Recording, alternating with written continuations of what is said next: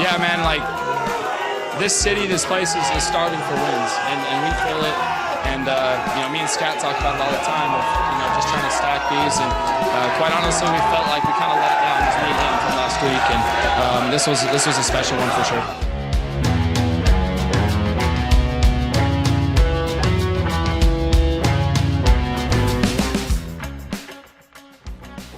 Heyo, Jackson Dart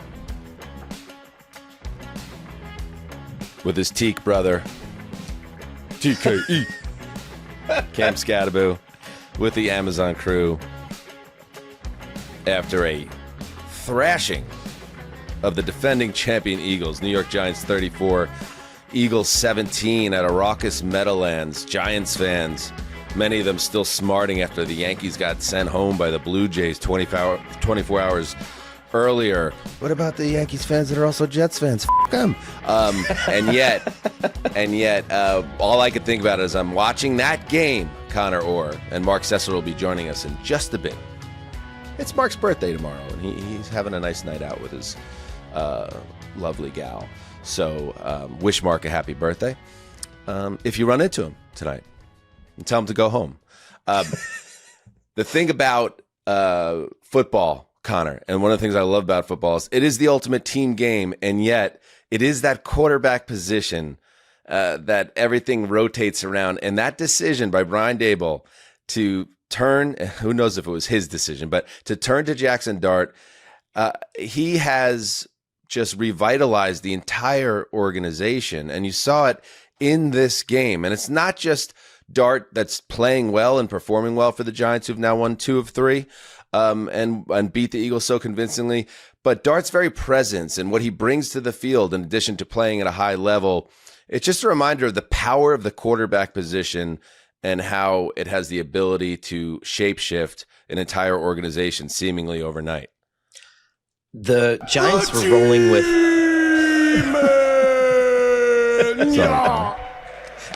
That scared the shit out of me. Yeah, me too.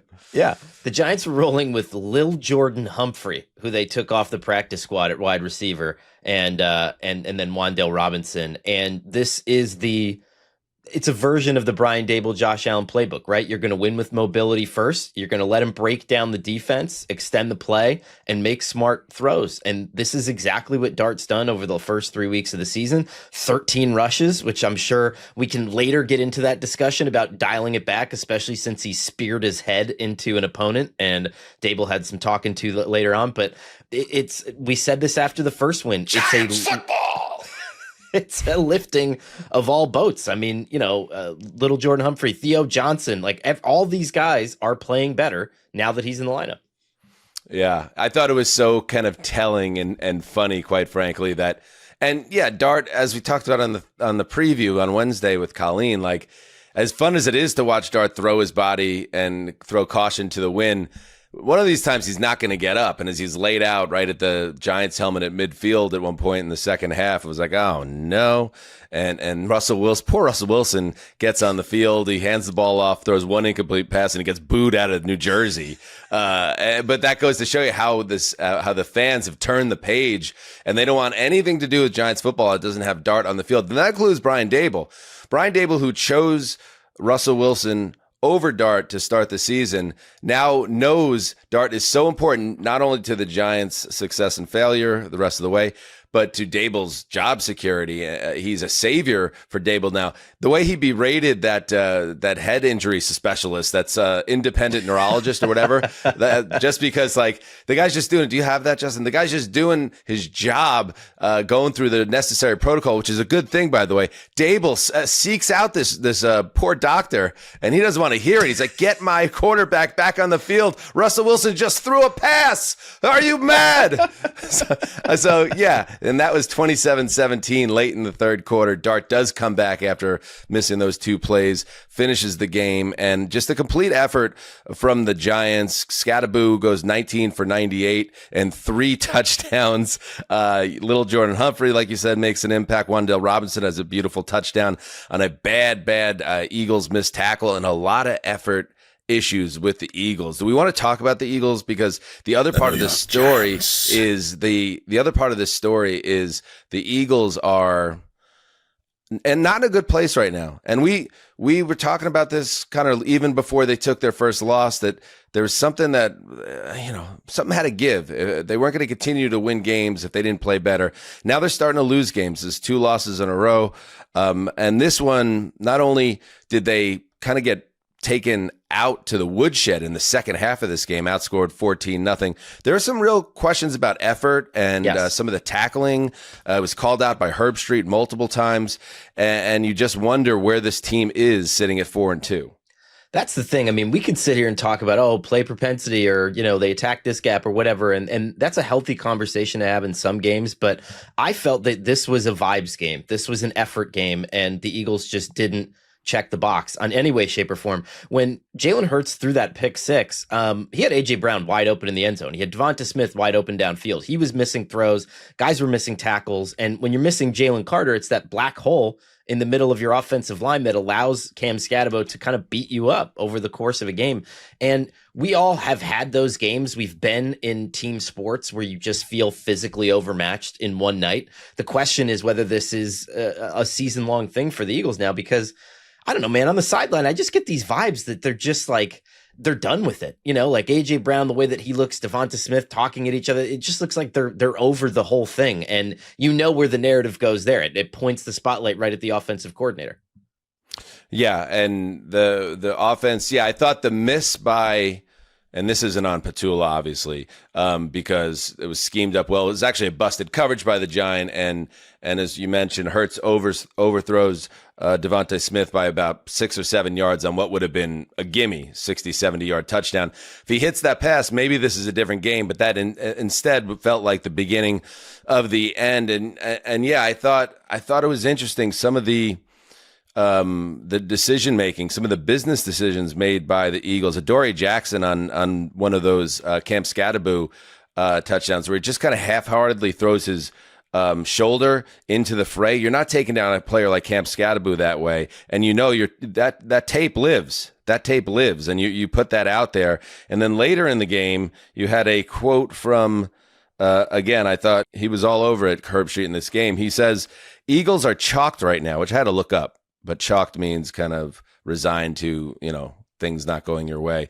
Eagles are chalked right now, just completely disengaged. So right now, I guess Sirianni's talking, and I'm not taking any victory lap about Sirianni. We'll see how this season all plays out. But this is a test. This is a bit of a flashpoint for the Eagles season. Are they going to right the ship, or are they going to have something that mirrors the collapse that they had down the stretch 2 seasons ago? There are some similar vibes that I'm sensing with this team right now. I know it's a much better team. It's such a more talented team. You still have Fangio there, and that helps you. But I don't know. Let's keep an eye on these Eagles. That's all I'm going to say.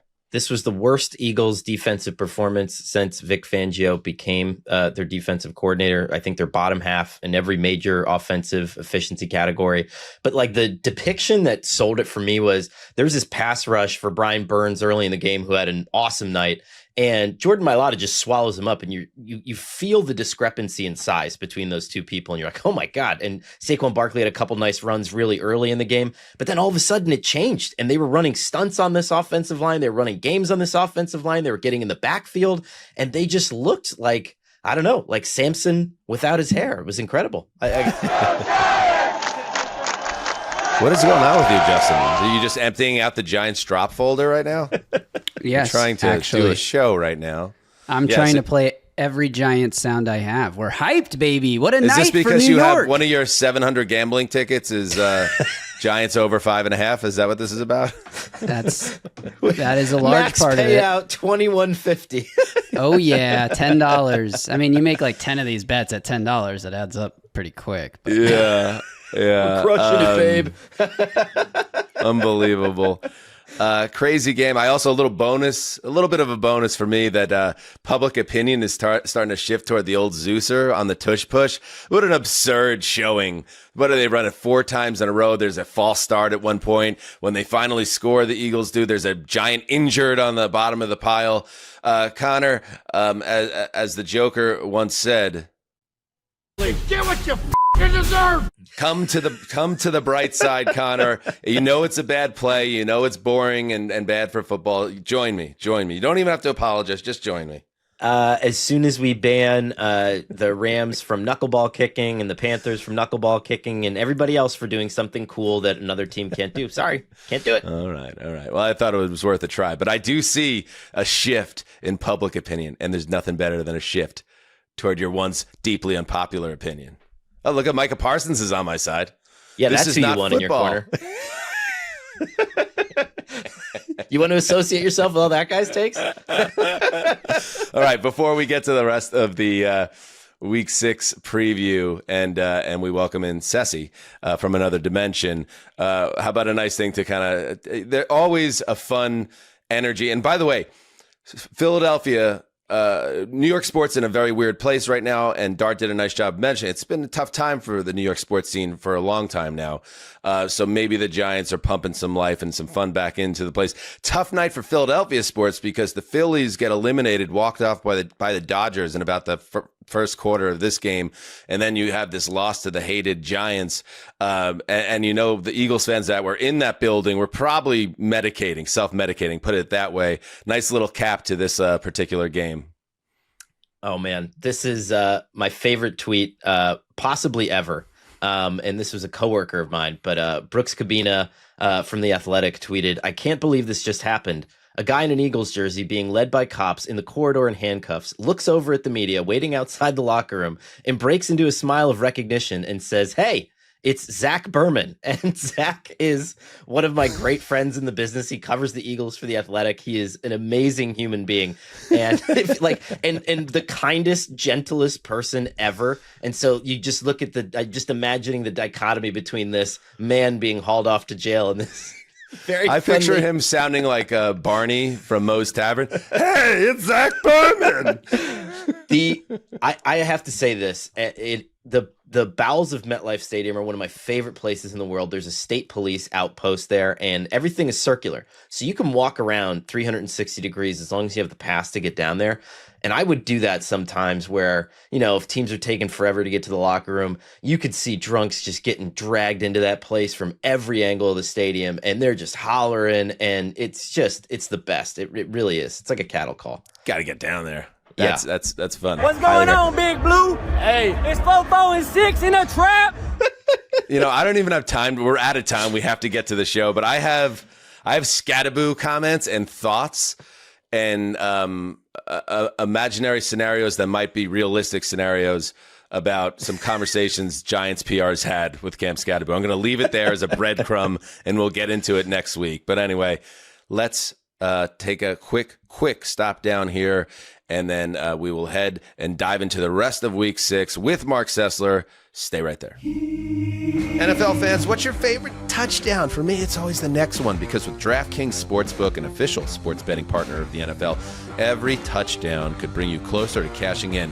From first touchdown score to anytime TD props or the thrill of live in-game betting, every snap is loaded with opportunity. Just open the DraftKings Sportsbook app, and you'll see lines and odds for every NFL game, whether it's spreads, totals, or touchdown props. And remember, Dan, lines and odds are subject to change. Here's the best part. Bet just $5, and if your bet wins, you'll get $200 in bonus bets instantly. It makes every Sunday feel even bigger. Your team hitting pay dirt pays out to you. All right, so download the DraftKings Sportsbook app and use code HTC. That's code HTC to turn $5 into $200 in bonus bets. If your bet wins in partnership with DraftKings, the crown is yours. Gambling problem? Call 1-800-GAMBLER. In New York, call 877-8-HOPE-NY or text HOPE-NY 467-369. In Connecticut, help is available for problem gambling. Call 888-789-7777 or visit ccpg.org. Please play responsibly. On behalf of Boot Hill Casino and Resort in Kansas, fees may apply in Illinois. 21 plus age and eligibility varies by jurisdiction. Void in Ontario. Bet must win to receive award. Minimum minus 500 odds required. Bonus bets expire 7 days after issuance. For additional terms and responsible gaming resources, see dkng.co/audio. All right, we are back. TNF in the rear view, and you know what that means. It's time to dig into the rest of Week 6. Also, Week WEAK 6. I mean, let's be real. Not the greatest slate of football games, but there's a couple bangers on here, Con Man. A couple bangers. I was going to say, I'm actually pretty jacked up about this week. We have, we'll Sell go it, through baby. them. Yeah. I mean, Seahawks Jags is legitimately a Separated. top 5 game. Yeah. And I don't want anybody to get excited, because over on the Patreon, when we do our week 6 draft of the games we're going to watch, I'm taking that game. That's the first overall pick. I'm taking it. Okay. And it's one of those first overall picks, like the Bengals, when they took Joe Burrow. It's like, not only do we know that I'm taking that game, I'm not even picking up the phone. You know what I mean? Remember when Jamal Adams got so pissed that the Jets were like, we'll pick up the phone if someone calls about a safety. No, don't even call me. Because I don't want to get that game mad at me like Jamal got mad at the Jets. I mean, you've taken a little bit of juice out of our Patreon show by telling us how the whole first act goes, but that's fair. Just the first pick. But just so you know, that's how good that game is, and we're going to get to that. Connor's into the little spicy side games too, and right, there's some little juice out there. Yeah, I'm working on subterfuge and trying to build a little network of compromising material, and we'll see if I end up with the game or not. That's all. Ooh. Spicy. All right. Well, there's the sell for the patreon.com/heedthecall. All right, let's get going. You know, in past weeks we've started with either the late window or the earlier window on Sunday, but because the primetime Sunday night game is so spicy, let's start there this week. The number one. Some would say by default, because they won and literally everyone else pretty much lost in our top 10 last week. The Lions. But to the credit of the Detroit Lions, after the week 1 flop against the Packers, and week 1 flops happen to the best of teams, they have been maybe the best, most consistent team in football since. Now 4-1, traveling to Arrowhead to get the Chiefs in primetime. The number 6 Chiefs in our power ranking. So this group collectively still believes that the Chiefs are a powerhouse. But you know what? They're 2-3. And here's the craziest stat to get into this one, Conman. Farbuck.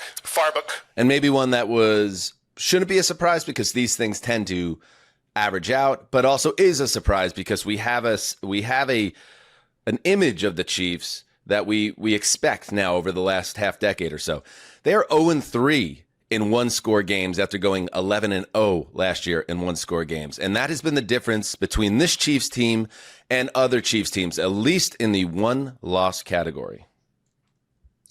That's incredible. And I don't know if it's a pendulum swing, but this is eventually what happens. And we've said this about the Vikings for years. How long can they remain a great one-score team? Well, if all tenants are there, you could remain a great one-score team forever. But I think that as we try to understand the Chiefs in this new iteration of it, they're going to make uncharacteristic mistakes. They're going to lose uncharacteristic games. The question is, do they still show up in December when we expect them to be who we thought they were?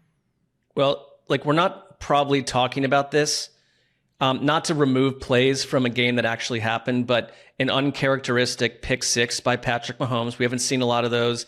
And literally Trevor Lawrence tripping twice and then stumbling into the end zone. The statistic wouldn't occur if it weren't for that. And, Dan, you pointed it out when I was a little sketchy on the Chiefs offense last week, that they put up 476 yards against the Jaguars. And you can kind of see it coming into shape here. And my one concern for Detroit, because I have no problem putting them at number 1 right now, they seem to be rounding into the Lions that we know. And I don't care if they're playing at home or away. I like them in this game, but they're pretty banged up in the secondary. And the one thing that Kansas City has been, and maybe to speak to their lack of balance, because their leading rusher is Patrick Mahomes, but a deep shot offense through the air. It's Xavier Worthy, it's Tyquan Thornton, it's Marquise Brown. You're going to get Rashee Rice back. It's this is how you take care of a Detroit secondary that's pretty banged up right now. That's your advantage if you're Kansas City. Are you going to put up 450 every week? I don't think so. But they're not as plodding as they had seemed in the past to me. I love this game as a shootout. I think, you mentioned Detroit's secondary. They're missing a lot of guys back there right now.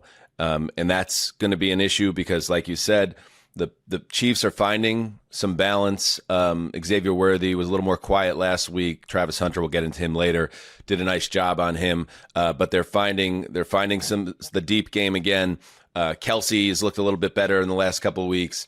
The running game is still a work in progress, but Patrick Mahomes continues to be one of the best rushing quarterbacks in football this year, which that's mitigated some of the issues they've had on the ground. So I think the Chiefs will continue to score points. I think Detroit, though, is a team that you don't want to get in a shootout with. So, like, while I am always, and I continue to be, even after coming off another, island game loss for the Chiefs, I still always like their chances, especially in their building. I don't know if any team really wants to get into a shootout with the Detroit Lions in the year 2025. So I see the Lions coming out on top in a game where both teams could end up in the 30s here. Do we think that the Lions are interested in a shootout, or do they think that they watched what happened against the Jaguars last week when, and this isn't an indictment on Chris Jones, but he got so upset about the criticism of, not finishing a play that he deleted his social media account. And the Lions have been lining up in 13 with extra tight ends and just banging the hell out of people over the last few weeks. And I'm wondering if, and it's weird, their drop back success rate is actually better than their rushing success rate, which is kind of it's not your stereotypical Lions team. And I'm wondering if that, and it's not much different, but I'm wondering if this is the game where they're like, let's see how interested Chris Jones is in bouncing back. And if he's vintage Chris Jones, then we pivot. But I don't know. I'm interested 14 to see if they play, brought it. 15 play drives, right? Yeah. Important to note here, this is the final game without Rashee Rice, also in the Kansas City attack. His suspension will toll after this game, and he'll be back in action for Kansas City, who I believe they have the Raiders in week 7, so that at home, so that's a get-right game, obviously, for them. But if you fall to 2-4, you're really kind of behind the 8 ball, and you know what their goal is. It's not only to win the AFC West, but to secure home field advantage. This is a topsy-turvy year, to say the least, in the AFC, so I don't put it past them, even if they lose this game. But if they can win this game, I think it validates anyone like Heed the Call who have them in the top 7 or the top 6 of football right now, that they're okay. And they're only going to get a lot better when Patrick Mahomes gets his best wide receiver on the field in a full-time capacity. It's a great test and a great game to watch. I'm looking forward to it. Let's move on. Let's pivot now to the late games. And let's start with another good matchup here. Okay, the game of the week. Let's go with the 49ers, number 8 in the HDC Power Rankings at 4-1, coming off that tremendous gutty win in Los Angeles with Mac Jones at the number 4 Tampa Bay Buccaneers. Obviously, Baker Mayfield and the Bucs are playing great football. Another game where they just pull it out at the end, this time against Seattle after the late Darnold interception. Mark, this game is another fun one to watch, and the 49ers kind of set the record straight for a lot of people. Like, we could go and win a big game even in a compromised state, because I think we're going to get more Mac Jones here if he's healthy enough to play. Yeah, and Mac Jones is a Purdy-ite. Mac Jones has been the equal, if not what looks like to be a pretty juicy fit for Kyle Shanahan. And it's not a quarterback controversy yet, but we're creeping there because of what happened against the Rams. Turn up the heat a little bit on that front if he plays well. And it looks like that he should be okay, according to John Lynch. The knee issue won't keep him off the field this game. It sounds like he's going to play, and I think that probably wasn't in great doubt. But I think you're right that it's a discussion, right? How do quarterback controversies begin?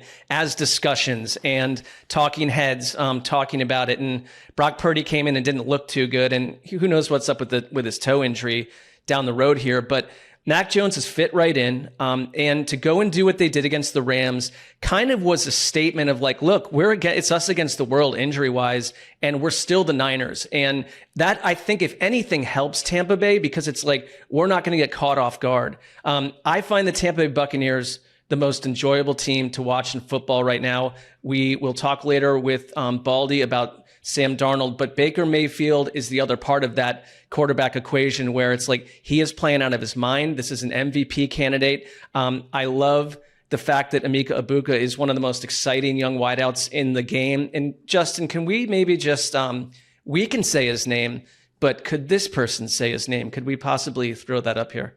Baker Mayfield also did it without his number 1 wide receiver, Mike Evans. And you got to give credit to this rookie sensation wide receiver out of Ohio State, Emeka Egbuka, going for over 100 yards.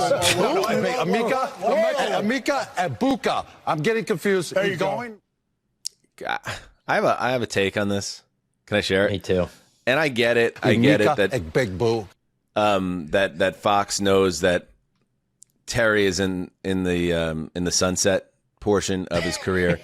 Right. But it's a little on my radar. Gronk, who obviously is not a great intellect, but he has a certain level of charisma, including, and also is obviously incredibly famous due to his success, and the Gronk branding of it all. So it's like we have our village idiot ready to just slide in. But to have two village idiots, and I'm not saying they are idiots, Terry Bradshaw and Rob Gronkowski, but I'm saying that's how they're positioned on the show, gives the entire Fox production such a dumbed down idiocracy type vibe that I cannot watch it. And one last point, how about Michael Strahan, one of the great geniuses of our time? They cannot wait to jump on Gronk every time he stumbles over a word or says something that could be construed as maybe not overly intelligent. They go nuts on this guy. And I assume he has thick skin because this has been his brand. But like, I see what you're doing to Strahan. I don't like any of it.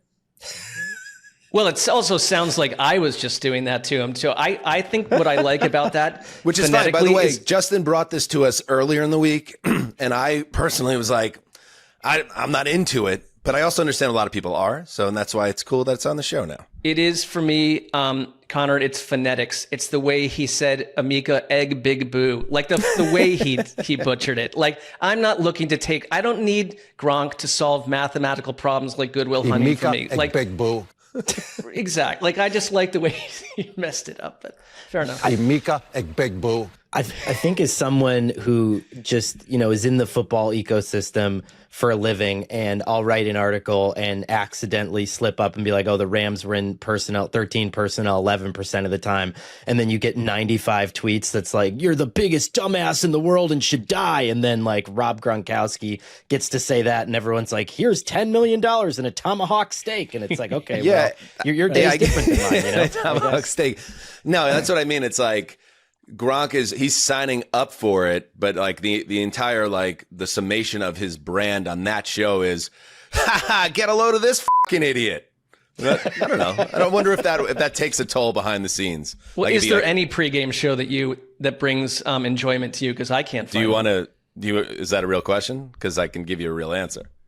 I know the answer. I mean, It's like that. These are spaceships from the mid 1990s being sent to us. So exactly. All right. Anything else on this game? I think that this might be Kyle Shanahan's finest season to date so far. I'm just very excited to see him cook on this one. All right. I like that a lot. And while we're here with Ig Boo Boo or whatever, like this guy is not just good, but great. And one thing that's been different about him, Baker and him have like synced up on deep passing, which I think people weren't expecting from his game. There was a stat that he has more downfield explosive plays. I think he's up to 5 already in his rookie season than he had in all of his time at Ohio State. So like that shows that, again, smart organizations with good quarterbacks. It's like, wait, this guy can do even more than he was doing in college. And that makes him a well-rounded potential superstar wide receiver. And good for the Bucs that, drafting well, adding players that have talent, building something, identifying a quarterback that you can grow with. What a novel concept in Tampa. Anyway. It's almost as if the general manager had a reason to be slightly piqued at Connor's critique a couple of years ago in print. So. I think Connor? I can share this. I had shared with the team my prediction for this year, which was 12-5 and to go to the NFC title game. And I said, well, clearly this person will be tickled by this. I mean, that's a very complimentary thing after after you were so upset about it. But I had them going 0-2 to start. And all I got back was the circling of the first 2 games because there was a graphic that came with the schedule, and all I got back were a circling of the first 2 games sent right back to me. Like, I still can't believe you don't believe in us. And I was like, I picked you guys to win 12 games and to go to the NFC, but that's, the NFC you know what that is? game. It's graduated to, it's a flirtatious relationship. Like, that's a little lighthearted teasing. That's a little like, you're working behind the bar together, and like you got to squeeze by to grab a glass, and you do a little tickle on the side. That you got a little tickle on the rib cage there. Oh, all right. Oh, I want to hear before we move on. Baker. Baker's what a figure of shifting narratives around Baker, how he's viewed, not just as a player but as a personality. He was asked about that in his press conference, and I thought the answer was entertaining. How much fun was it for you after jawing pregame in the tunnel with that Seahawks fan and being able to have the last word? Pretty fun. Baker, is there something where you kind of realize maybe your younger years, I don't know if you were as accepted for doing some of that stuff, and now it seemed like it's a little bit more embraced. You know, people gravitate to it a little bit more. The narrative changes around that. Do you notice that? Yeah, I mean, I told you guys that I try and not get too high, not get too low, which is something that I was not doing early on in my career. But, early on in my career, it's looked as cocky, immature. Now it's Moxie, he's a dog. So it's same, different day. Just as long as you play well, they change the narrative. But you just got to be yourself, and I've always been like that. Great complimentary question asking at that press conference, because you got the 2-word answer, and then normally if you're part of a press scrum, someone just steps in and is like, how the fullback is going to affect, but this person, he saw the opening and he just kept pushing him towards the window. It was great. It was a great job. That is a Syracuse graduate, Conor Orr, telling you did a nice job. So whoever it was, well done. And sometimes I'll see criticism of our show. Oh, you guys are always glazing. Gross. Baker Mayfield. You know why? Because our show, especially a show that's anchored by people that root for the fucking Jets and the fucking Browns and the fucking Titans, you got to go find the joy. And who makes football fun? Baker Mayfield does. And the Bucs do, to Mark's point. And maybe that's why we talk about him a lot. All right, let's move on. Another late game to dig into. The 2-3 Bengals, number 27 in the power rankings, at the number 11 Packers, 2-1-1, coming off the bye, but free falling in our power rankings. Whatever, we move forward. What a panic move. And I'm not, I get it. I'd probably feel the same way, Mark, if I was the Bengals. But you trade for someone else's quarterback in your division, and you start him 3 days later. Now, speaking of Baker, the Rams once did something similar, and it turned into this like storybook ending for them. But this isn't typically something that ends well, especially on the road against an NFC superpower coming off their bye. The tough times in Cincinnati really exemplified by this decision to bring Flacco immediately into the fire. If you go back to like the middle of the offseason, there are bad teams out there, right? And the Bengals with Burrow would not have been one of them, but they feel disjointed in their decision making. And there have just been a lot of scenarios with players, veteran players, contracts, how they deal with their top rookie pick. And then this, I guess Flacco makes more sense than some people out there, because you just assume that Flacco's seen everything a quarterback can see, and he's got a higher percentage chance of stepping in and being vaguely competent. But what doesn't work here? Like, what's not worked for Cincinnati all along? Why is Joe Burrow not there? This offensive line is a disaster. And we used to call Flacco the Stone Age pony. And there's a reason, because he's not mobile. That was like 13 years ago, too. Exactly. He seemed to be on the edge of it back then in terms of his mobility. So I don't like the situation at all. And if anything, like, Green Bay is now facing a quarterback they've already seen, behind a lesser offensive line, in a compromised offense. And I think Green Bay is probably coming into this game angry for the reasons that we feel that they were a Super Bowl type team, and they are getting whacked here in terms of how they're seen and viewed. But I'll say one little thing, like Brandon McManus for the Packers has a quad injury that Matt LaFleur called a major concern. So little kicker stuff. That last Browns-Packers game went right down to the end. We'll see what the Bengals can do. We won't have to worry about that. Okay, well, I'm trying to paint. This to me is, I don't know what the spread is, but this is one of those games when we do our blind locks that you're going to know you're going to have to double whatever the spread is, and it's probably a stay away because it's going to be so high. But like, I think this is going to be grisly. And, according PFF has the Cincinnati offense at 31st in EPA per play entering this game. So the move, Connor, to trade for Joe Flacco, who is 30th amongst quarterbacks in his PFF grade, it just smacks me as a recipe for disaster in a game that could be like, I don't know, 42-10. I don't know if that would cover the blind lock, whatever it is, but still, I think this is going to be gnarly. I don't know what the outcome of it is, but I actually got borderline emotional about this trade when it happened, and I don't know why, but it made me feel like I was a kid again, because so rarely do we have a situation in the NFL anymore where a starter goes down, the backup's not performing, and the team actually does something about it. And, it turns into this high-minded discussion with the coach saying, well, I prepared the backups, I'm ready, blah, blah, blah. You weren't. And I think this is this cute little moment where Mike Brown still loves this team. And he's like, I'm going to get you the best guy I can. Now, the best guy is Joe Flacco. Is he? Was he the best guy they could have gotten? I don't know. I mean, I don't know if you could have made Kirk work with the salary cap, and I don't think the Falcons are letting him go because what they about need Winston? To make the playoffs. What about Russ? I'm not saying these are good guys, but are they better than 40-year-old Joe Flacco? I don't think Russ is better than Flacco. I mean, Winston would be interesting to me. Connor, you had a catch with that man in the park. Well, I'm kind of a lover scorned at this point, I'm sorting through the feelings, but here's why I like it. Okay, here's why I like it. It's putting the fire under Zach Taylor's seat, because what are you going to do when you get Micah Parsons in here? You're going to get T. Higgins and Jamar Chase the ball at the line of scrimmage, just like the Patriots did against the Rams in the Super Bowl when they were worried about Aaron Donald taking Tom Brady's head off.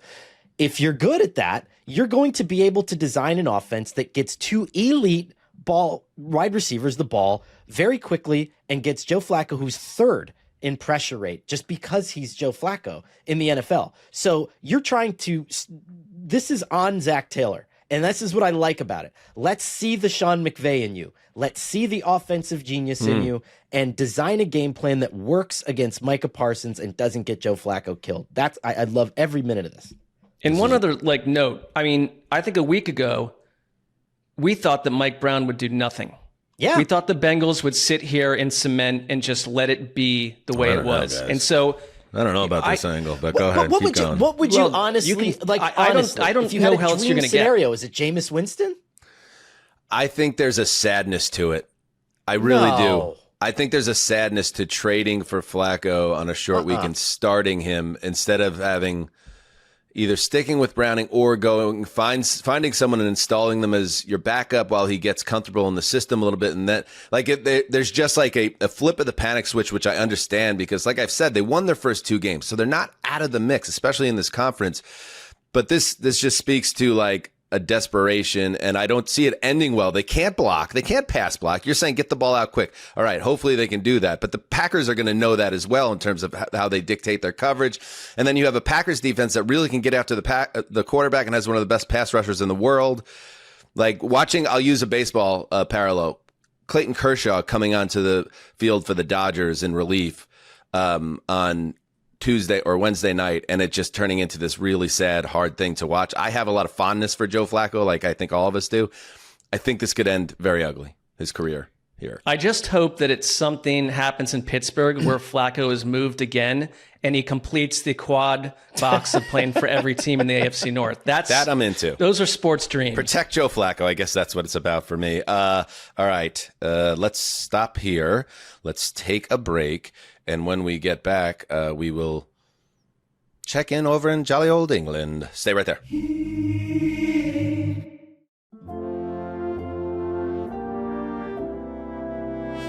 Queen. Something, liberty. There is a king. All right, we are back. That should help us with 45% of our audience. They don't care. In fact, a lot of the Brits sided with Connor about the God Save the Queen is it's got a better jam, better lyrics. There's more depth to it. Like Charles is Charles. Charles is a tad soiled if you go back through the Wikipedia. Yeah, Prince Chaz. If you're of a certain age, it's like you mean the guy that was like banging Camilla? Remember her? Cheating on Camilla Di? Parker Bowles with the large hats. Yeah. I mean, that's Like, we're she's supposed, the like, queen that's now the consort. king? Now you're my king? Well, I will tell you one thing real quick. Yeah. When my family returned from England when I was very young, my mom woke me up at 4 a.m. to watch Charles and Princess Diana's wedding live on, fill in the blank station. How old are you? And it was heartwarming. And then to see what happened after all of that, I don't need Charles doing this right now. You go run your own show. And don't preempt any of your any blowback on this one. We understand who our president is, but we're Right, eyes wide open right. on this. Okay, eyes wide open all the way around. Eyes sure. wide open. Yeah, I was like, King Charles doesn't have enough pop, but it's possible to have too much pop. We got too much Possible. pop over here. So, yeah. Where's your reality show, King Charles, King Chaz? All right, let's get into it. Chaz.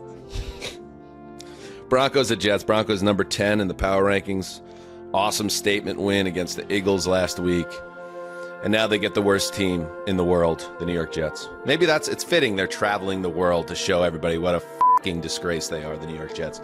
0-5, the lone winless team in football. Rich Eisen and Kurt Warner on the call for NFL Network.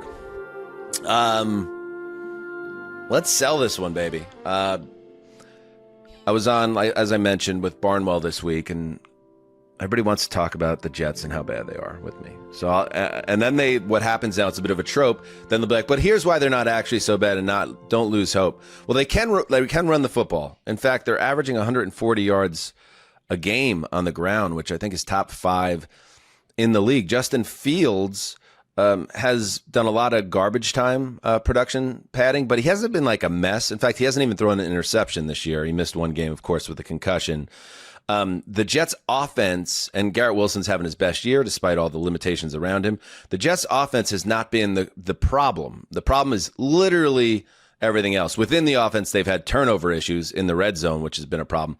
But everything else is the problem in terms of penalties, breakdowns in coverage, inability to force turnovers.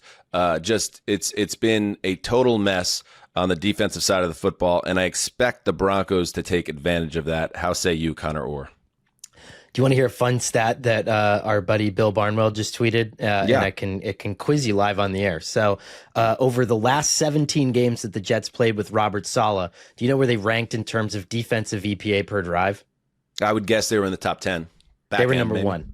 Yeah, Oh, they were wow. number 1. And in the 17 games since Robert Saleh left, can you guess where the Jets are? I can guess. 32nd. I can guess. 32nd. They're 3-14. We've reached the 1-year anniversary of the stunning firing of Saleh after their loss in London, and they're 3-14 in those games with some of the worst baseline stats across the board you can imagine. And so I don't want to go there necessarily because I don't think Aaron Glenn's going to do anything. But this is a massive test for Woody Johnson because he does not like to be embarrassed in London. This is a place where he was an ambassador. This is what started all the avalanche on the Robert Saleh firing. There is a London curse, but I think it is also very unique to Woody Johnson in particular. And I don't think he's going to be thrilled about the fact that this team could get pantsed and be 0-6 by the time they leave the country. So just a little heads up there. Let's see how much he has changed or accepted the recession in the spotlight as an owner. So far, he's been totally out of the picture so far. Go ahead, Mark. No, to your point about the run game, they're averaging 5.1 yards per carry on early downs. So I think the case is pretty clear. You go back to that opening drive against the Dolphins, which ended in a disastrous turnover. But if you can be that, you can hang around in these games because they've been much more productive, as you said, in garbage time. I think they've scored 57 points in the second half over the past 3 games. Yeah, is all garbage time production for the most part. Yeah, it is. But but when you're the 32nd ranked team in our power rankings, garbage time is the world you live in. But this is a Broncos story. It's not a Jets story. I mean, it just isn't. The Broncos have a chance to do one of those special things. I think the Bills had this same slate a couple years ago where they played both New York teams in a row. They've got the Jets this week and the Giants next week. Nick Bonito is playing out of his mind with 7 sacks. and I think the most pressures in the league. Like, you've got to stop these very key individuals. And I think that the Broncos, that win kind of flipped the switch on who they believe they can be. And I think you come in here like a tornado and just wipe the Jets out. No offense, Dan, but that's how it's got to go. You don't have to say no offense. I've been living with this for 15 years now. I know they're terrible, and I'm picking them to get blown out as well. Well, it's going to be 15 years and one more week. But yeah, so like, I think the Broncos, the only thing that you got to protect yourself against here is a letdown, because, and you know, I predicted they would beat the Eagles last week because I thought they have the talent in them. They have the right coach. And the idea was like, here we have a chance to go on the road and make a statement against an Eagles team that was sneaky vulnerable. They did it. And now they're probably reading all the articles about how great they are, and they're heading to London and to have a great time over there. And we're just going to stomp the Jets. Are they good enough to just take any team for granted and still blow them out? Against the Jets, I think they'll probably be okay. But I'd like to see now them have the consistency to do the thing that we've talked about on the show. If you are a good team, you should stomp the bad teams. You don't hang around or play to the bad teams' level. You kick the ass of the bad teams, and then you keep stacking wins. Let's see if they can do that. I expect that they will, and I think we're all in agreement on that. All right. I see Conor. Just remember, Conor's Mark. He's the senior writer over at SI, and he's working on a big cover story, as I understand it. And he said there might be a phone call that comes in as you look at Conor's setup. That's a Syracuse graduate he's gone to do the Lord's work to be a journalist. So we're going to move on without him for the time being. Yeah, it's kind of like you think about the fact that right now, as you and I prattle on, like league secrets are being told to him. And, you know, there's the performative thing that the insiders do, and I get it. It's part of their game, but like, I'm on air and I'm interrupted, and I'm like looking at my phone. I'm going to get a hair blowout before today's show. Yeah, those things that are happening over on those Conor shows. just does it in a professional way. He's just said, guys, I'll be back in a minute. I've got sports writer business to do. Justin, can you superimpose on Conor's box right now integrity just across it? All caps, and then underline it. Okay. That's pretty easy. All right, without yeah, is it? Yeah. Okay. Without further ado, we head to the quad box. Jim! Oh my God, that is so tight. Our ass is in the jackpot now. Put on your socks and tune in your box.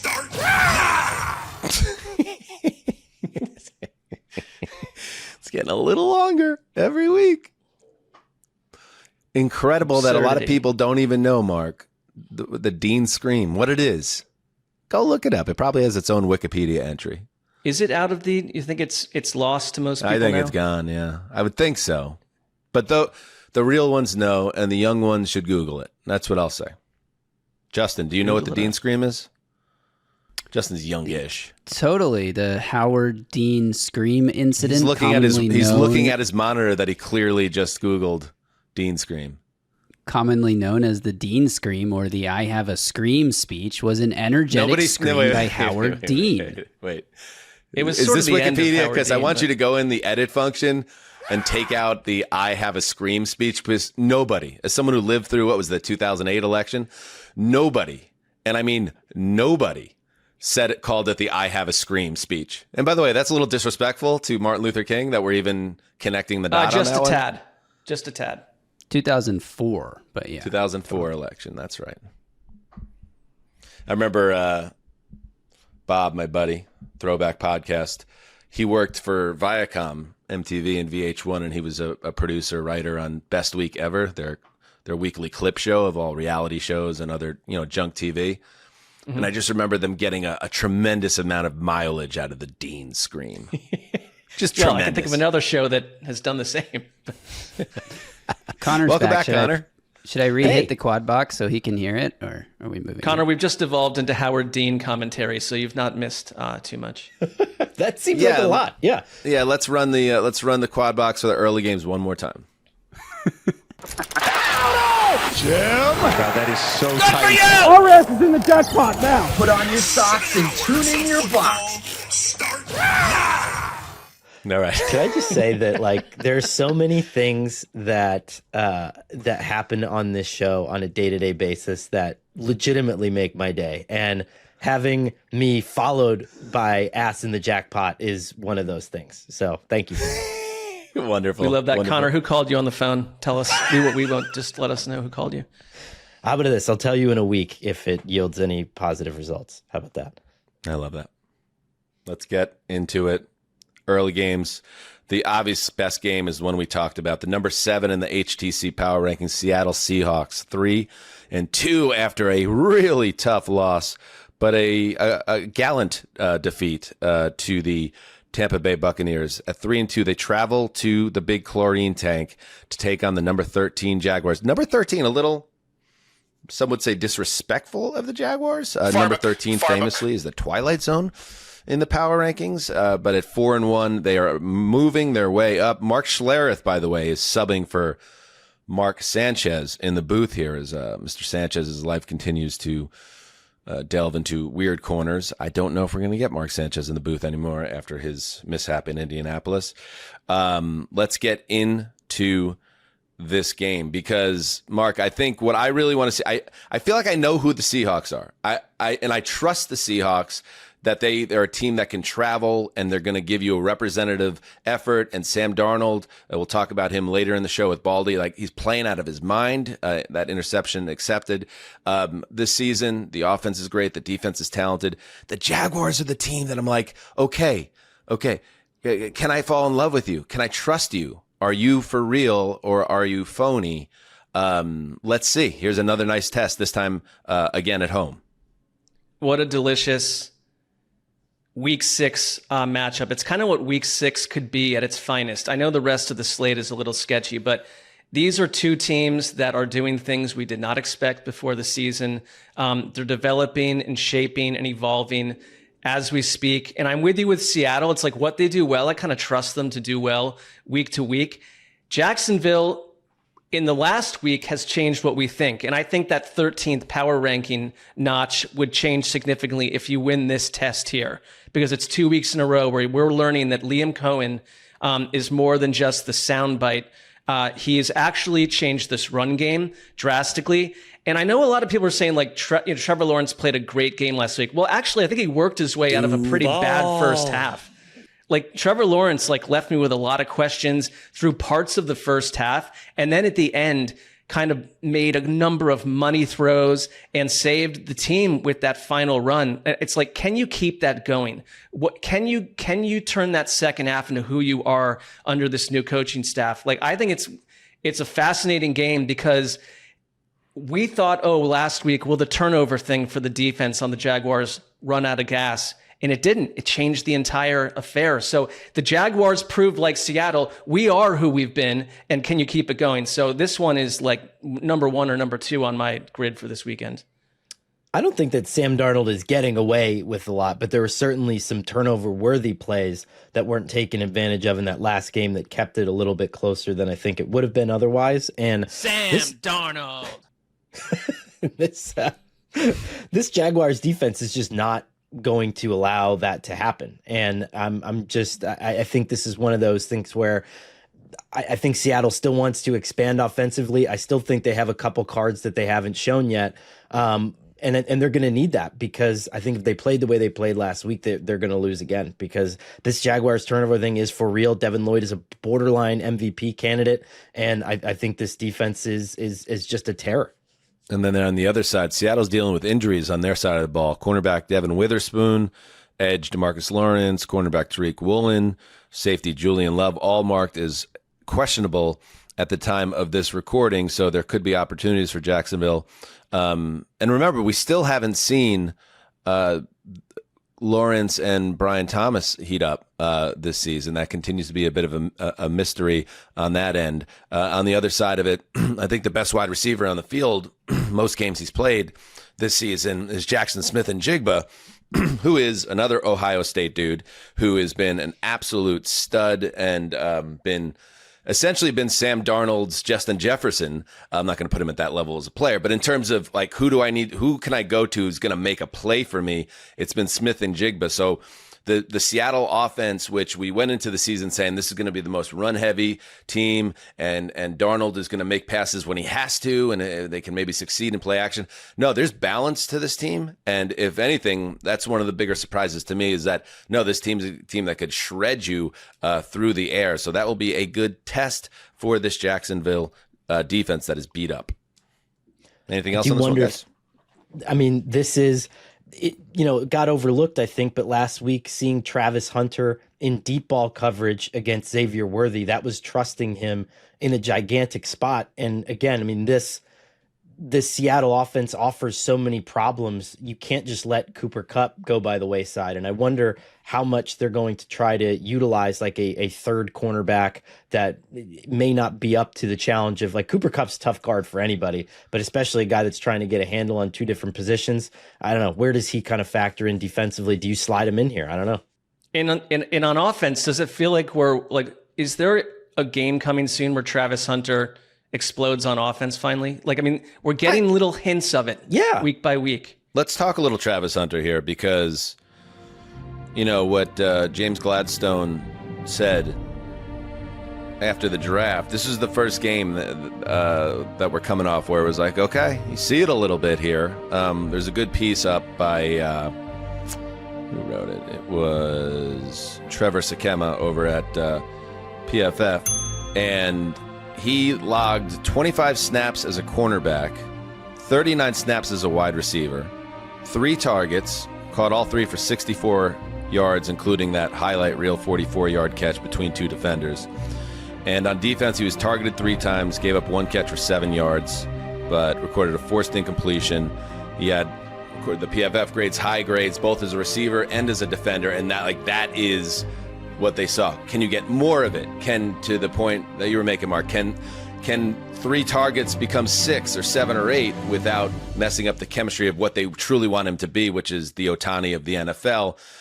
But just progress on that front, Connor, which is something that we've been looking for in terms of getting the most out of this special rookie.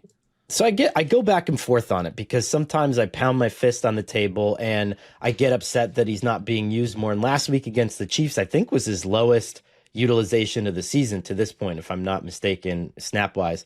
But then am I hypocritical by saying, like, you got to give Marvin Harrison time and all these other elite wide receivers time to get into the fold on their offense? And am I really just upset because of the hyperbole of a GM? And am I putting that on a coaching staff that probably didn't ask him to say that? And I think that Travis Hunter is valuable. I think that his ball skills, especially on those deep balls we saw, that's a really hard catch to make, especially in double coverage. To trust him enough to run with Xavier Worthy, like, this is a special player. And I just don't know what the answer is. Am I being hypocritical by saying I need more right now when clearly he's not ready for it? I think you are. No, I don't. Packed into all this is that there was kind of an unusual trade that happened yesterday where the Jaguars and the Browns flipped cornerbacks, and the Jaguars acquired Greg Newsome, who is in the final year of his contract and probably seen as a better scheme fit for the Jaguars. And in reverse for the Browns, they get Tyson Campbell, and they flipped some late round picks too. But I think for the Browns, it's a financial move based on where their cap hell is going to be a year from now, and probably not wanting to re-sign Newsome. But I like Greg Newsome. He's been a little hot and cold, but that changes things for that secondary. I like Campbell too. I kind of found it to be a weird and interesting NFL trade. All right, let's move and add another game to the quad box. Connor. This is for a lot of reasons. We got the number 23 Cardinals and the number 5 Colts. Kevin Kugler, Daryl Johnston. I'm all over this game for myriad reasons. I think all of us are kind of in the the bottleneck on the New Jersey Parkway to see what the accident looks like a week after the coach. Which one? Palisades, Garden State, the Turnpike? What are we talking? Chesapeake, I mean, anywhere. Nice, the coach literally put his hands on a player. And so where does that go from there? I think that it really hasn't we don't have do we have a basis for this in terms of something similar like this taking place where I don't know. But how do you recover from that? Like, does the team come out and play for you? Do they not? I mean, I don't know. I think this could turn into a thing, you know? Yeah, and on the Gannon front here, he wants to move on from it, obviously, and he's spinning things as in a better place for the team. Maybe it's something that's bringing them together this hellacious week that they've suffered. What is the kind of vibe and energy in this locker room been like this week, and how do you kind of keep that up after a loss like that? Today, dope as hell. Honestly, it really was. It really was. Yeah, I couldn't start the meeting on time because of the energy in the room. So that's good to see. That's good to see. But we have to make sure that we're on the details in the meeting room and walk through and practice. But it was really good. It was really good. Does the cool older brother vibe track for you there, Sussy? You know, I do think one thing, and I really mean this. Like, he apologized for it, which is the start of it. And like, it's listening to like a lot of. And this is where I do care what ex-players would say versus fill in the blank. Like, they're really divided. There's some players out there that like, I would never accept my coach doing that to me. And others were like, that's football and that's what happens on the sideline and stuff. I think it feels to me, though, like a massive turning point for this regime, right? Like, it's like the game was a massive embarrassment in terms of like, if you were playing dice football back in 1942, you'd have to roll up 3 of the wildest plays that ever occurred that would never happen again. And they all happened to the Cardinals. And they feel a little bit like a sinking ship. And we don't know that much about Jonathan Gannon. And the fact that we know more about shoving a player than we do about his personality and who he is and where this team is going, it's like, there's pressure right now. I think there's real pressure where a month ago I thought the Cardinals are moving in the right direction. I don't know where any of this will be 2 months from now. And it takes a game like this sometimes to spin everything off its axis. And the other side of it, with the Colts, and this isn't to denigrate them, but has anyone had a better schedule than the Colts this year? I feel like every week, for the most part, there's a cream puff. And getting the Cardinals now at home with Kyler Murray not healthy and his status somewhat up in the air with I believe it's a foot injury.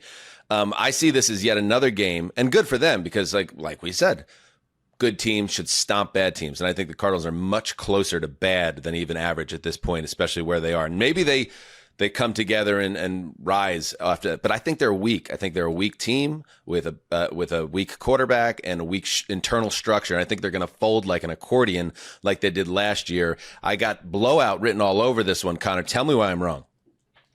Here's what's interesting about the... Oh. I would like to tell you why you're wrong, if you don't mind. Sorry, Connor. Not at all. Let's go, big fella. Yes, Justin. I just have a hot take on this game that's not really rooted in much except for watching football for like 25 years. And that's that I think the Cardinals come out and win this game.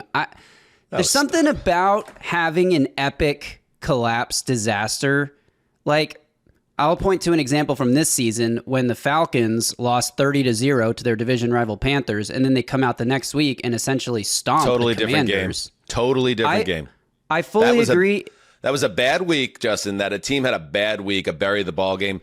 This game was a game that should have been 28-6, and then they lose it in heartbreaking. I'm just saying that not all losses are the same. This is I agree. Different type of loss, but we'll see. The Falcons' loss is even worse because they didn't play a second of good football in that game. The Cardinals played 3 great quarters where they dominated their opponent, and then they melted down, which is obviously you don't want to melt down. I think if you're the Cardinals, you look back and say, we played 3 great quarters. How many games does this all happen? How many games does this happen where a guy drops the ball to the end zone, where a guy fumbles the ball and the other team recovers it for a touchdown on an interception? How many times does a center snap the ball into your quarterback's head, let alone for that all to happen in one game? And if even one of those things did not happen, the Cardinals still come out with a win. I think they turn that into fuel. We killed ourselves. We made mistakes. We're better than this. Let's go stomp the Colts. The Colts are sort of dope as hell, bro. That's a dope as hell take, but I couldn't disagree more. Dope as hell. Legitimately the best defense in the NFL in the first 3 quarters of a game. And I understand that games are not 3 quarters long, but they're top 10, I think, in quarterback pressures, in rush yards allowed per game, and total points allowed per game. I think that there is this undercurrent of they're doing some unique stuff defensively. It's not that Daniel Jones hasn't seen it before, but I think Jonathan Gannon could scheme something up, especially with the seat warming up a little bit to give him some trouble. I don't know. Hang around a little bit, run the damn football and see what happens. And one, like, they're playing a team that bounced back from having A.D. Mitchell toss the ball before he crossed the end zone. It's like you're built, if you're a decent team and they have a good defense, you're built to overcome all that. I think they're at an amazing turning point in their season. I'm not highly confident they're a good football team, but to Justin's point, like, 3 of the wildest things ever in one game had to compile and happen for them to lose the way they did.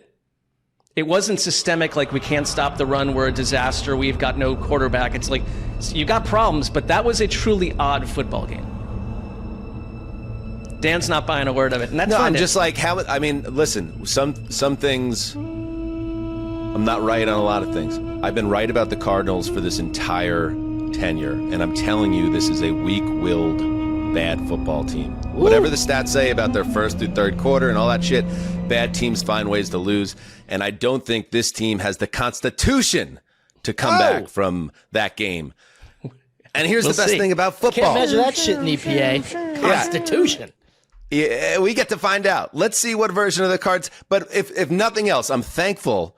I thought I just heard a bunch of bunk in my head. Keeping it bunk here. I thought I heard a bunch of bunk just now about how the Cardinals are going to fight back and, oh, what a loss. And they shouldn't have even lost and all this shit.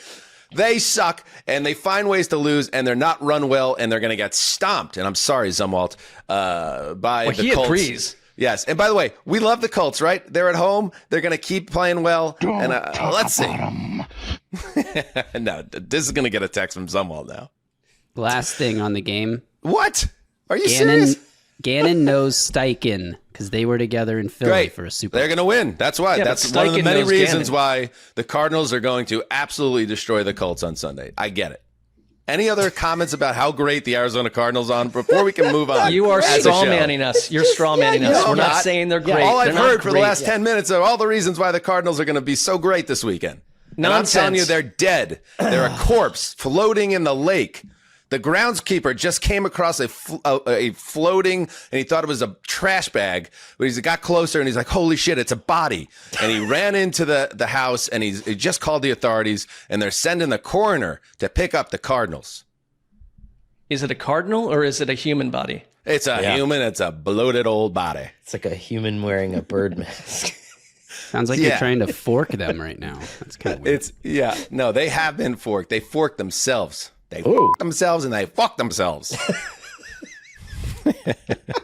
See, now I'm super invested in this game. Thank you. I love that. Welcome. I love this show. All right, next game in the quad box. Let's be quicker here. Mark. Man, it's getting rough, but I like games that might quietly execute someone. So Rams at Ravens. You've got an agitated Rams team facing a depleted Ravens team on the edge, on the brink of destruction. The only thing saving them is they play in what is right now record-wise and health-wise and talent-wise maybe the worst division in football. So Vegas is not ready to get rid of them yet. But I do wonder, because here's the thing. You got the Rams, then you have a bye, and then Lamar should be back. So can you sneak a win here at home with who you have? My answer to that is no. I think this looked like a team last week, and I can never think up or boil up a time in the past that I thought about the Baltimore Ravens this way. They gave up. I thought they gave up on their coach. Now, I get that 2/3 of their team are banged up, so it's a different situation than college football, but I thought they gave up. Their will was broken. And I do wonder where this team sits with their coach right now, with John Harbaugh. And I know it's been a tough season, but it's the first time that I've realistically wondered, like, if this continues on and they flatline and they get waxed by a very good Rams team that's played a lot of close games, their record should be better than 3-2, I think. The Rams feel like they have more talent than their record right now, and you're getting this served up on a platter. If the Ravens get wiped out this week, are we looking at them differently in the future and the concept of what they are, and even John Harbaugh possibly finally moving on somewhere else? Stop it. Why? What has John Harbaugh done wrong this year other than lose half his team? I am just saying, I don't think this was a very good team before these players got hurt. Oh. And so if you get Lamar back and things continue to crater, I do wonder if there are changes in Baltimore. I don't think that's a crazy thing. I'm not the only one thinking that. I don't know. It doesn't take Lamar Jackson to run power, baby. It doesn't take Lamar Jackson to hand the ball to Derrick Henry. And we got Patrick Hart. Derrick Henry hasn't crossed 50 yards in like 3 or 4 weeks. Like, you can't just Derrick Henry's not saving all this right now. I get it. And I think, but it's the same thing where, and not to bring the Cardinals back into this out of risk of having Dan absolutely lose his mind. But like, the reason that the Cardinals are losing all these games is because they have no complementary run game. It only takes 1 week to get a running game going, to just rethink the strength of your offensive line, to find another avenue. And if you have all this talent that's there, that's available to you, sometimes it just takes that one game to make it work. And I'm not saying it can't, but like, this is a super creative offense. This is a super creative coordinator. It's a great back. You'll figure something out. I don't know. I'm not ready to bury them yet. I'm with you 100% on that one. To use a Sheckism, hear me now and believe me later. The Ravens will be playing for the AFC North title in Pittsburgh in Week 18. I don't think that's an unreality. But if they go 1-5, you're looking at it, you think the team is going to win like 9 out of 10. I think they have that potential unless this becomes one of those, to use an old Simmonsism, no effing way games, where it's the football gods have decided they're going to continue to injure guys for the whole season. If they have a lane where they have the most, for the most part, the guys on the field, I think they have a rise in them in this division specifically. All right, one more quad boxer, Justin.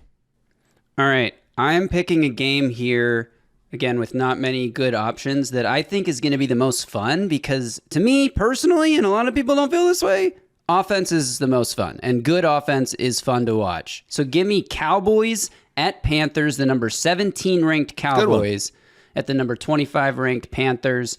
I don't think there's like a ton of intrigue outside of seeing if the Panthers can be a disruptive force in the NFC. Like, they kind of have been a couple times, but they've also like not looked good even in the games that they won outside of that Falcons beatdown. And the Cowboys, I want to see if the Cowboys can also be a real competitor, at least a wild card type competitor in this league. I love Dak Prescott's playing at an MVP level. I don't think the team's going to have the record for him to be in consideration for that. And their defense has not been great, even against the Jets. You know, they had a 30-3 lead in that game, but a lot of that was Jets turnovers more than like the Cowboys playing great defense, which means more fun because more potential big offensive plays.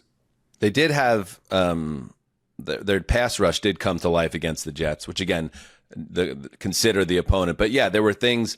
I mean, every week I watch the Cowboys, I find another thing where I'm talking myself into them taking a wild card spot and winning 9 games. And the front of that obviously is Prescott, because I just think he has played at the level of I know like we just talked about Darnold, and Darnold has played awesome. But like, if you got to give me one quarterback this season to go down the field for the final drive, and maybe it's Baker, because Baker's done it 14 times already this year, but I trust Dak Prescott to lead an offense as much as anybody in the league right now. He's just completely locked in and playing with so much confidence right now.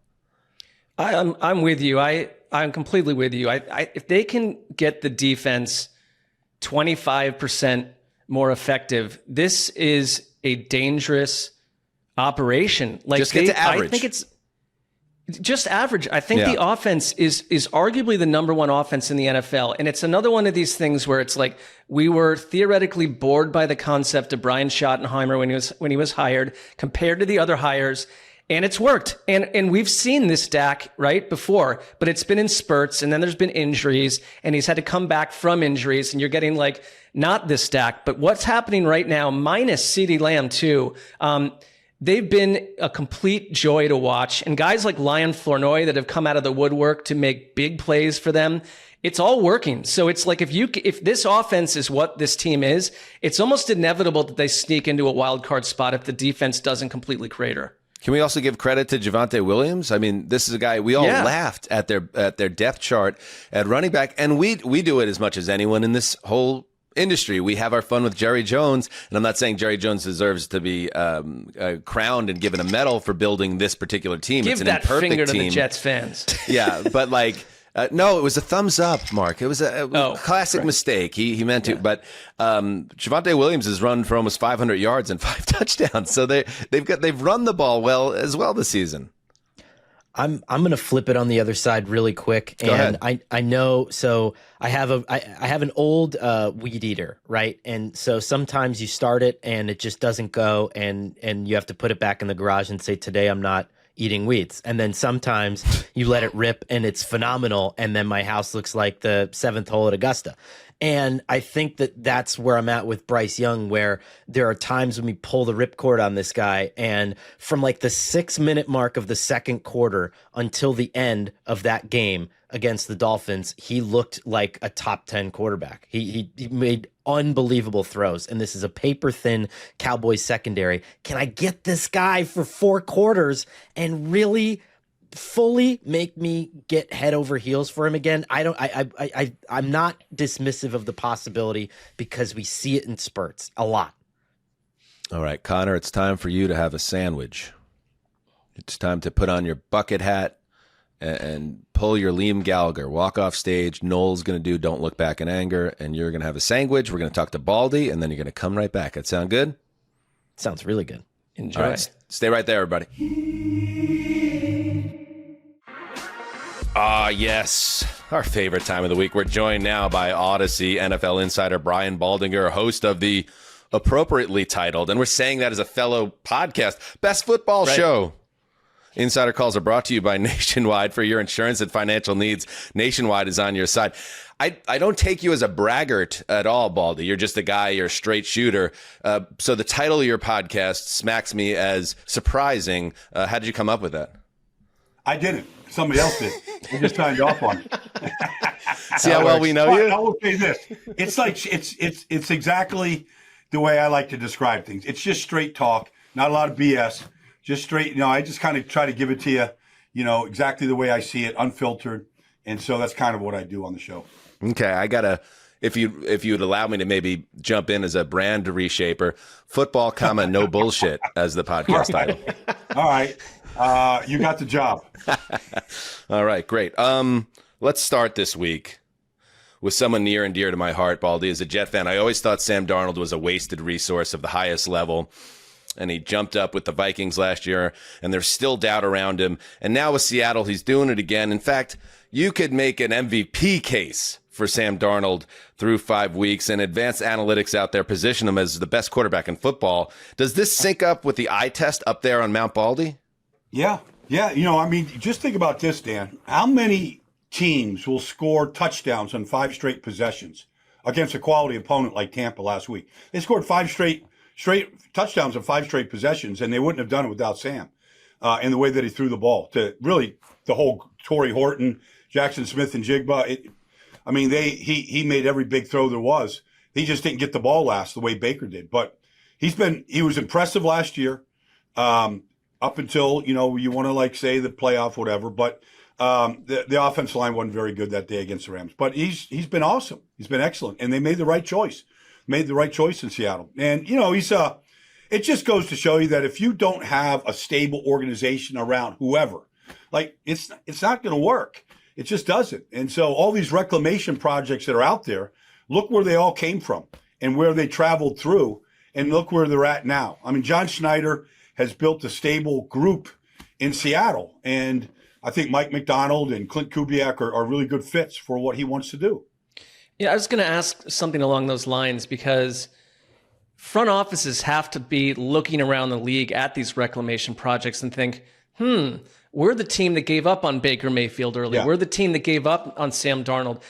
Behind the scenes, though, because suddenly Sam Darnold is not the deer in headlights that he seemed to be, understandably, with the Jets, but a calm, poised, mistake-free quarterback for the most part. What happens when you go spend time with Kyle Shanahan and Kevin O'Connell behind the scenes? Because he didn't play that much there, but just being to marinate in that world, what happens to you as a player when you're in that better environment? It's like going to graduate school. It's a whole different education. It's everything. It's, okay, this is how you actually, what we need from you in practice. This is how you prepare. This is what the weekly schedule is.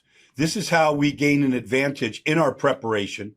This is a play we're going to pull. The whole preparation the whole team building, the whole atmosphere and how you're expected to perform. Like it's all set. It's all set in San Francisco, in Los Angeles, in Minnesota. It's set for somebody to come in and go, oh, I just have to do my job. I just have to do my preparation the way I know I'm capable of doing it. I know I'm smart. I know how to prepare. Now I got the whole rest of the team and the staff all doing their job as well. And I think that's a big part of it.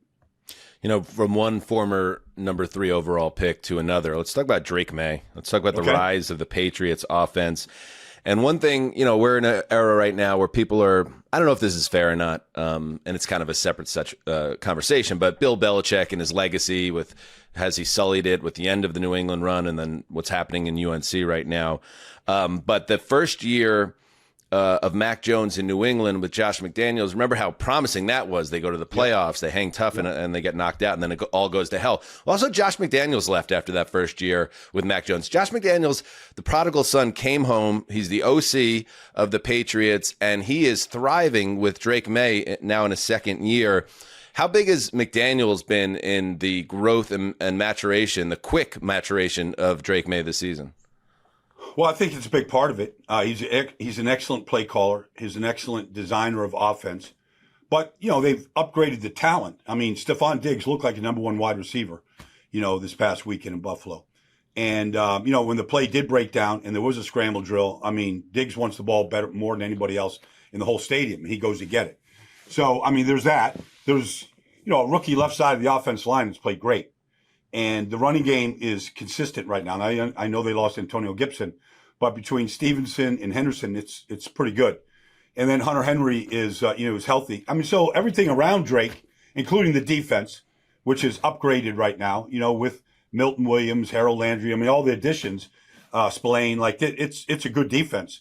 So everything around Drake is much better than it was at any point last year. And so he's flourishing. But then, you know, look, he brings the team 2020. He takes the team down for the game-winning field goal. Like a lot of those plays were, you know, because of Drake's ability. But, you know, he stands tall in the pocket. He sees the field well. He's got a very good arm. And now he's got, you know, legitimate, you know, people to throw it to. Dated pop culture reference, but I think Baldy's going to track on this one. Charles Jefferson, Forrest Whitaker, and Fast Times at Ridgemont High, when he goes nuts after they make him think that Lincoln ruined his car, and then he destroys them on the football field.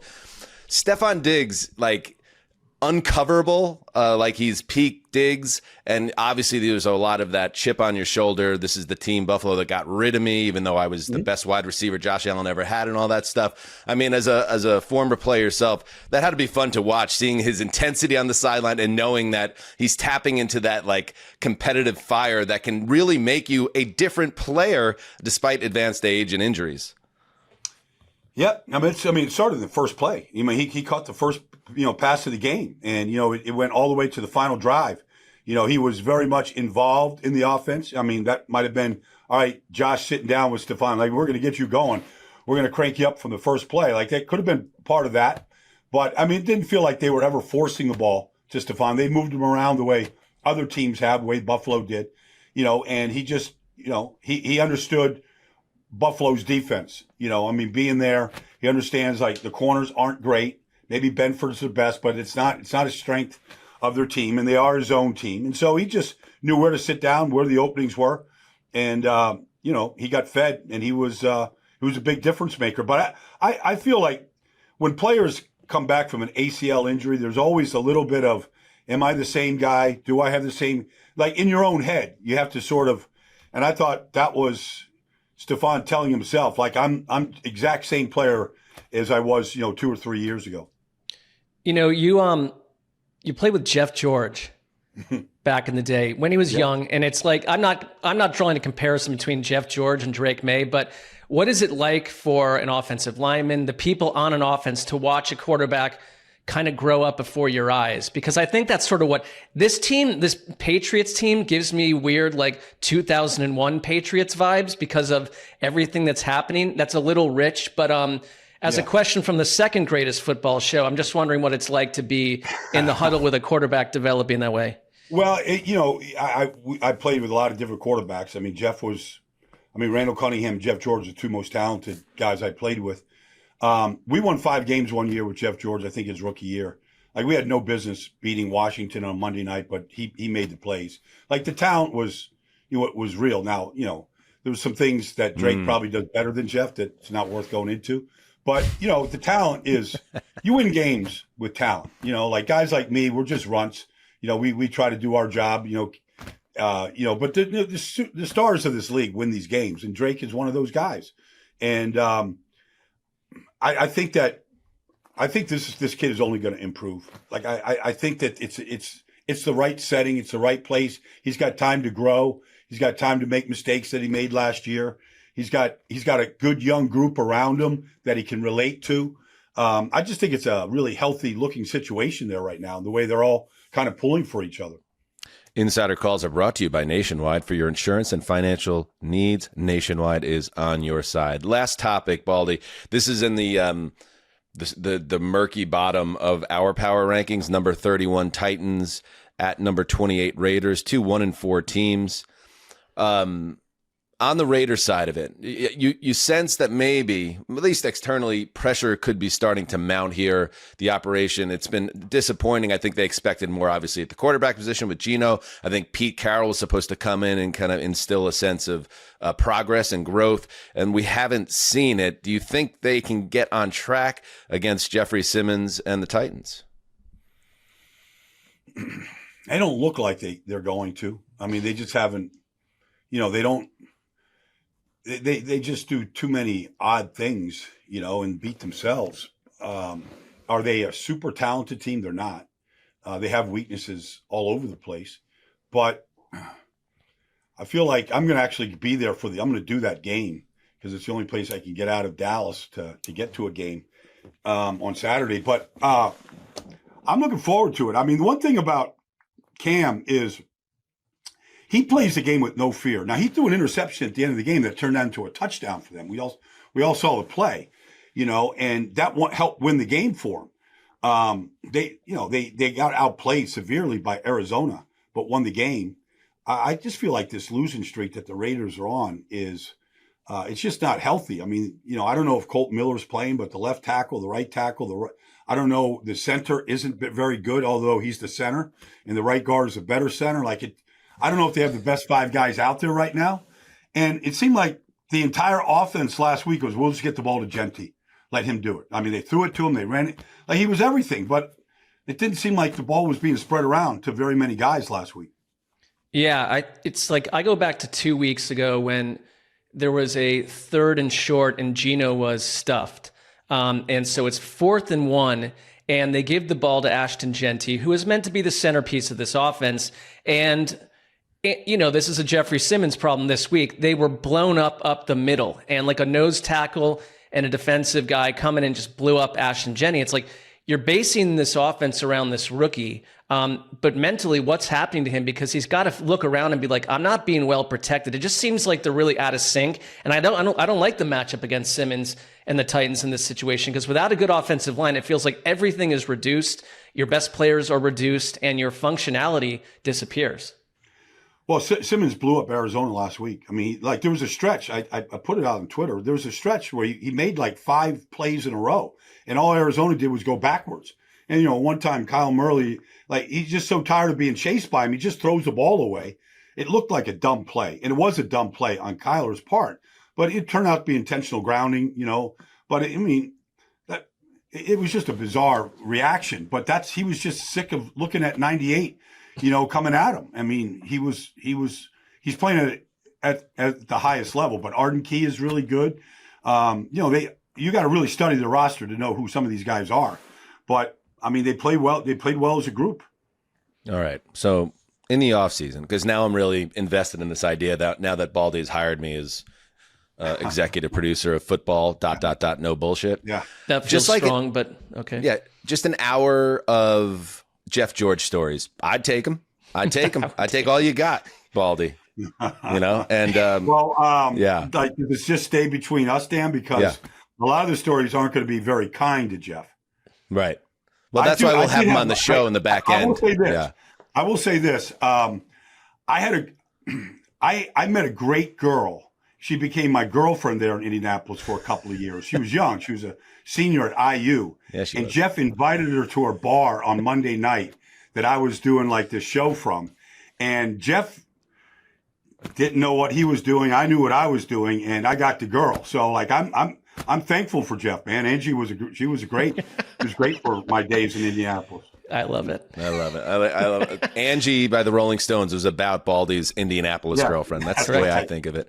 Thank you, buddy. Have a great weekend. That was Odyssey NFL insider Brian Baldinger, host of the Best Football Show podcast. Insider calls are brought to you by Nationwide. For your insurance and financial needs, Nationwide is on your side. All right, moving on. Welcome back, Connor.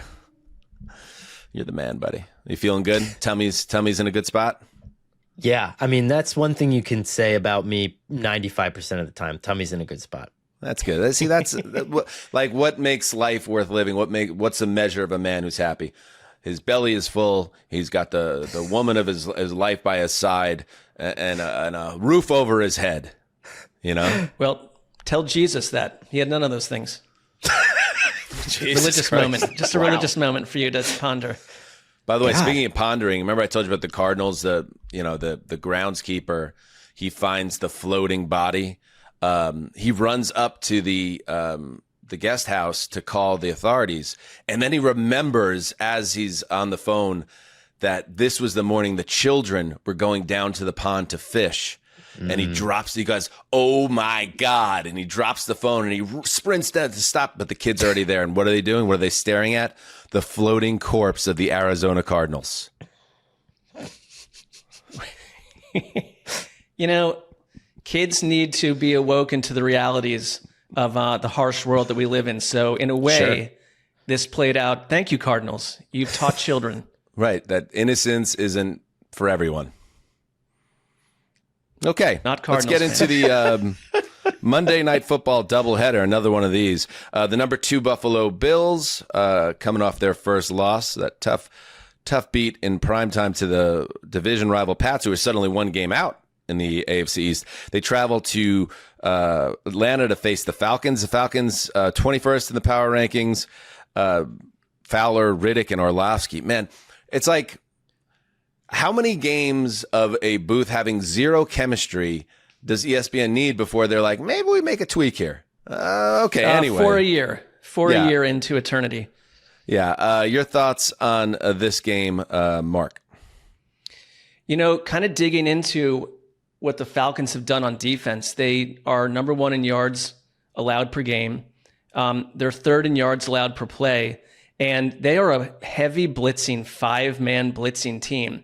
Here's the problem, is that the Bills are one of the best teams in the league at countering like the 5-man blitz. And it starts with Josh Allen on the ground too and everything else they can do.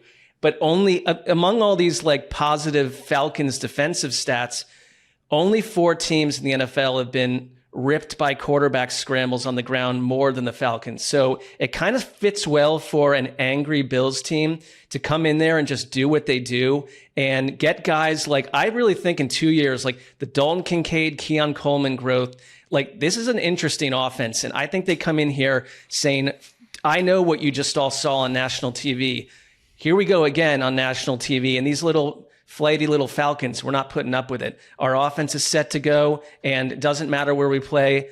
Josh Allen has one of his Josh Allen nights and does what they can do against a pretty good defense.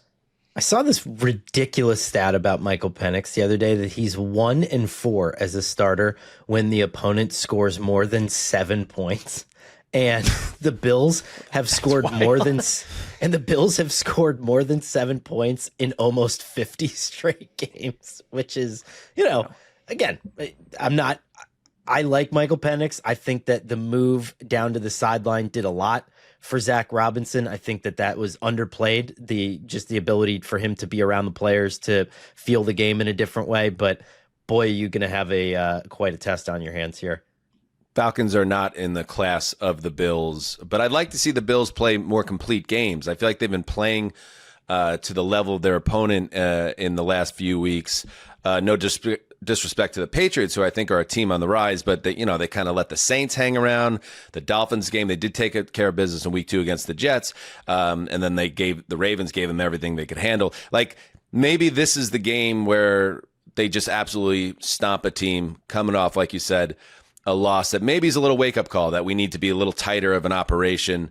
I like the Bills a lot in this one. All right, stunner. But let's move on to the other Monday night game. Does anybody think the Falcons are going to win or be within a field goal? Go ahead. Be bold. I think it's going to be... Carry a big stick. I think it's going to be like an 8-point game. Okay. So that's pretty one tight. where That's like a the Falcons... Yeah, like one where the Falcons score kind of near the end, you know? Backdoor. So sure. Like a fake 8-point game. Yeah. Like a backdoor blind lock cover. Yeah, Yes. we've seen a couple complete games where like all of their parts are working. Like if they can get that to happen, like they can hang around in this. I heard all your parts are working. That's what they're saying. Fairy dust. Why is this so long? It's never landed. Why is this so long? It's not on the That's element. what Why they're is the show is off the rails now? What? Justin, what are you just trying to destroy the program right now? What is happening? How did that happen?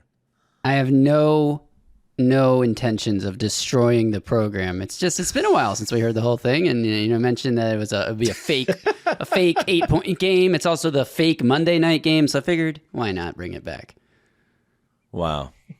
I have no words. The number 19 Bears, 2-2, travel to Landover to face the number 12 Washington Commanders, 3-2. This is the real Monday night game, not the Fugazi Monday night game. Joe Buck and Troy Aikman are on the call here, Mark. The Commanders, I'd like to get to the point where we were at the end of last year, where I'm looking forward to watching Commanders games again, and they're like this high-flying attack. Maybe we see it against the Chicago Bears. I could see the Commanders, if Jaden Daniels is himself, putting up some points. I hope Terry McLaurin's back. That would help on that front. I don't think he is. Rap Sheet reported today that it's not looking good, and Terry McLaurin did not practice on Thursday. So, dang. Yeah, and that's part of what you're talking about, right? Because he created so many of those moments along with Jaden Daniels a year ago.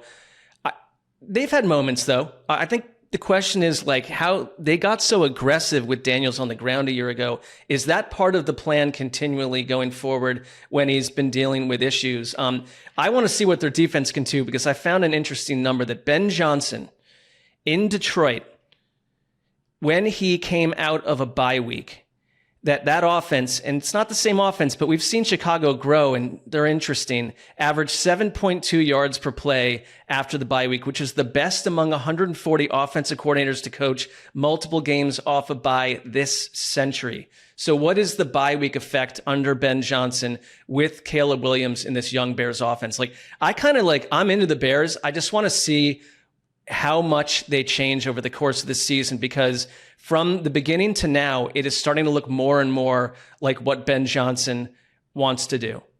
It's looking more like what Ben Johnson wants to do, but they still can't run the football. They still can't stop the run, and they still can't rush the passer. And those are the tenets of that Lions team that lifted Ben Johnson's genius up on a pedestal and I think allowed it to shine. And this is a good but not great Commanders rush defense. And I want them to come out. I mean, if you look at the spread of like, okay, here's your EPA per rush and this gap, this gap, this gap, this gap, this gap. They're only nailing it to the right side. That's the only place that they can run the football, and everybody knows it. This needs to be that total ass-kicking effort against Bobby Wagner in a decent run defense to set them up for the future. Because if not, Ben Johnson could have all the cool trick plays he wants. And that fake flea flicker the other day was unbelievable. I've been watching that on repeat. But unless you can run the football with regularity, with violence, you're not going to be able to do what Ben wants to do. All right, let's move on to the other ones. Let's make that the official drop of the other ones. The locker room, the unimpressed Saints locker room of 2024. Oh. Starting with the number 16 Patriots, 3-2, at the number 29 Saints, 1-4. This is what I'm looking for. 90 seconds on the clock. This is what I'm looking for, Mark, in this game. Patriots, after your big win in Orchard Park, don't give me any of this Jekyll and Hyde stuff. Go take care of business against the Saints and show that you truly are a potential AFC Titan on the rise. I'm with you. I think they can do that. I think, Connor mentioned Christian Gonzalez. He's allowed 2 catches on 117 snaps. He's a big difference maker. Take away one weapon from the Saints, and I think they're a completely reduced team. The one thing I'm watching with New Orleans is Kendre Miller is starting to play a lot more than he has in the past. Is Alvin Kamara a trade block candidate? I'm flipping it to the other side, baby. Spencer Rattler's finally got a win. I think people are realizing that he is a legit, like, top 15, 16 quarterback in the NFL. Go take the team that just beat Buffalo and show them what you got. I mean, this guy, it makes mistakes, absolutely. But in totality, you can't tell me that there's been 15 regular starting quarterbacks better than Spencer Rattler this season. You can't do it. How about this? The Rattler line, and then the graphic is like a rattlesnake, so it's like a zigzag rattlesnake, and then that is the prime meridian of all NFL passers. Let's move on. The number 24 Cleveland Browns, 1-4. At the number 15 Steelers, 3-1, coming off their bye. An old rivalry renewed, Sessy, and Pittsburgh usually has the upper hand in these situations, especially at home. What do you think about this?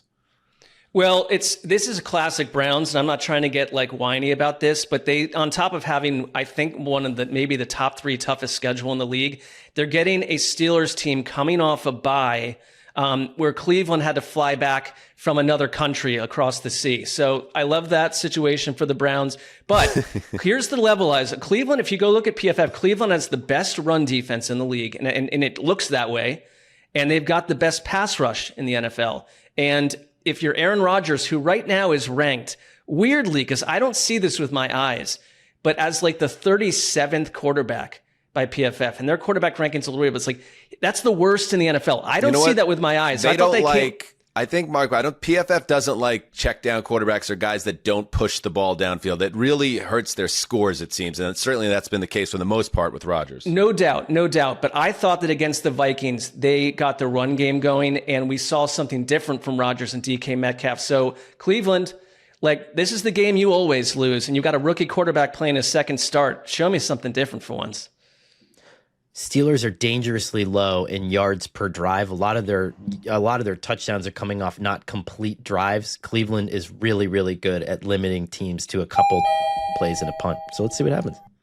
Moving on, the number 14 Los Angeles Superchargers, 3-2. At the number 30 Miami Dolphins, 1-4. Catalan, Charles Davis, and McCourty on the call. The Chargers are a bit of a bummer. Let's face it. Let's be real, Connor. A bit of a bummer of a team because they had so much juice and energy around them, and now the injuries have made them a bit of a tough watch. This seems to be a good opponent to get at this time on the calendar.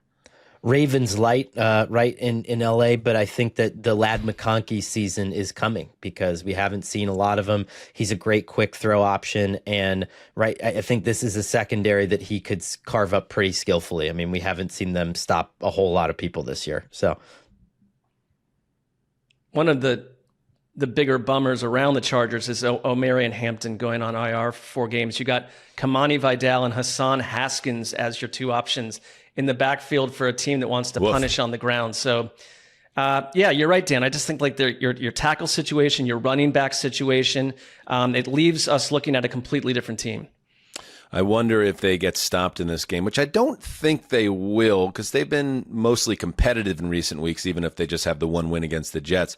I wonder if McDaniel's job hangs in the balance with this game, depending on the outcome. It would not surprise me. Any other thoughts on this one? Negatory. All right, let's now shift, as we always do, as we close out the Thursday preview show with our blind locks. First of all, we will check in with the standings, see where we're at through 5 weeks.